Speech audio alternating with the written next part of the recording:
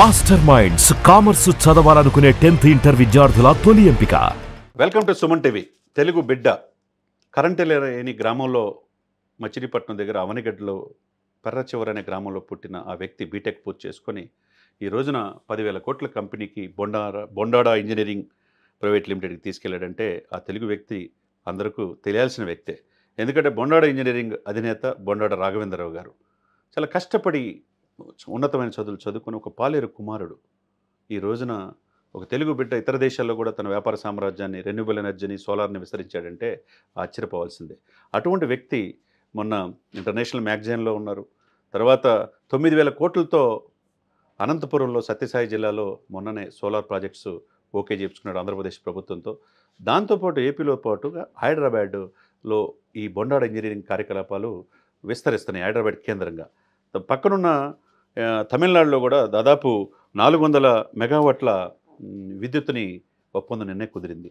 ఈ 400 మెగావాట్ల ఇంధన నిల్వ ప్రాజెక్ట్ ఏదైతే ఉందో బ్యాటరీ ఎనర్జీ స్టోరేజ్ సిస్టమ్ని రాబోయే 12 సంవత్సరాల పాటు ఒప్పందం కుదుర్చుకుంది బొండాడా ఇంజనీరింగ్తో. రాఘవేంద్రరావు గారి యొక్క వీళ్ళు ఇప్పటికే ఆంధ్రప్రదేశ్తో పాటు పలు రాష్ట్రాలకి ఇతర దేశాలకు కూడా సోలార్తో పాటుగా రెన్యూబుల్ ఎనర్జీని అందిస్తున్నారు.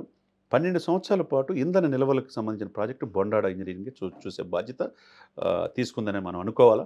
కాబట్టి ఒక తెలుగు బిడ్డ ఖండాంతరాలు ఆయన ఖ్యాతి వ్యాపిస్తూ ఉంది. ఉభయ తెలుగు రాష్ట్రాలే కాకుండా నిన్న ఇందాక చెప్పినట్టుగా హైదరాబాదు కేంద్రంగా ఈ కార్యకలాపాలు ఇచ్చేస్తా ఆంధ్రప్రదేశ్ ప్రభుత్వంతోనే 9,000 కోట్లతో సోలార్ ఒప్పందం ఏపీలో చేసుకుంది. ఇప్పుడు 400 మెగావాట్ల ఇంధన నిల్వ ప్రాజెక్ట్ ఏదైతే ఉందో తమిళనాడుతో చేసుకున్న ఈ ఒప్పందం, అది కూడా తమిళనాడు గ్రీన్ ఎనర్జీ కార్పొరేషన్ నుంచి బొండాడా గ్రూప్ మధ్య ఈ ఒప్పందం 12 సంవత్సరాల పాటు కొనసాగుతుంది. కాబట్టి ఇంధన నిల్వల్లో ఇది ఒక మైలురాయిగా మనం చెప్పుకోవచ్చు. బొండాడా రాఘవేంద్రరావు గారు చూపిస్తున్న చొరవ, తర్వాత సౌర విద్యుత్తులో కావచ్చు, పునరుత్పాదక ఇంధన ప్రాజెక్టులో కావచ్చు, బొండాడా ఇంజనీరింగ్ గ్రూప్కి ఎదురే లేదని దీన్ని బట్టి మనం అర్థం చేసుకోవచ్చు. ఎందుకంటే కష్టం విలువ తెలుసు. ఎంప్లాయ్మెంట్కి వేలాది మందికి ఎంప్లాయ్మెంట్ ఒకవైపు కల్పిస్తున్నారు. మిగతా రాష్ట్రాల్లో తన యొక్క వ్యాపారాన్ని విస్తరిస్తున్నారు. ఇతర దేశాల్లో విస్తరించిన బొండాడా రాఘవేంద్రరావు గారు ఈరోజు తమిళనాడులో కూడా 400 మెగావాట్ల విద్యుత్ నిల్వ చేసుకునే ఈ ప్రాజెక్టు తీసుకురావటం ఏదైతే ఉందో, ఇంధన నిల్వ ప్రాజెక్ట్ ఏదైతే ఉందో అందరూ కూడా తెలుగువారుగా అందరూ అప్రిషియేట్ చేస్తున్నారు. కాబట్టి ఇంకా మరిన్ని ఈ యొక్క బొండాడా ఇంజనీరింగ్ నుంచి రావాలని అందరూ కోరుకుంటున్నారు. తెలుగు వాళ్ళ ఖ్యాతి ఖండాంతరాలు విస్తరించాలని మనస్ఫూర్తిగా మనం కోరుకుందాం. సుమన్ టీవీలో మీ పర్సనల్ అండ్ బిజినెస్ ప్రమోషన్స్ కోసం కింది నెంబర్కి కాంటాక్ట్ చేయండి.